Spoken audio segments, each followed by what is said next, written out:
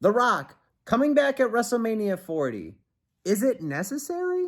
WWE has this weird belief that The Rock showing up at WrestleMania is going to generate a lot more pay-per-view buys or more people subscribing to Peacock.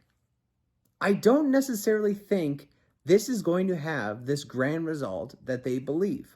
Some people may point to, hey, look when The Rock came back to face John Cena at WrestleMania 28. That was like a historically record buys for that WrestleMania. It was huge. At that time, there was no WWE Network. There was no subscribing to a streaming service like Peacock in order to watch WrestleMania. So, of course, pay-per-view buys were higher than they are now because that was the only option to watch WrestleMania.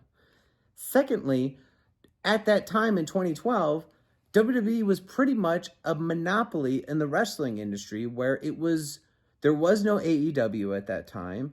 The reason why I don't think The Rock is going to have the same effect as he did back then is because there's a ton of people who maybe already subscribed to Peacock, and sure, they may turn on to WrestleMania. They didn't necessarily subscribe in order to watch WrestleMania. There's probably millions of wrestling fans who were already subscribed and were already going to watch it.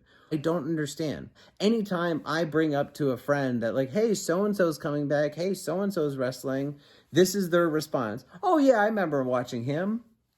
Cool.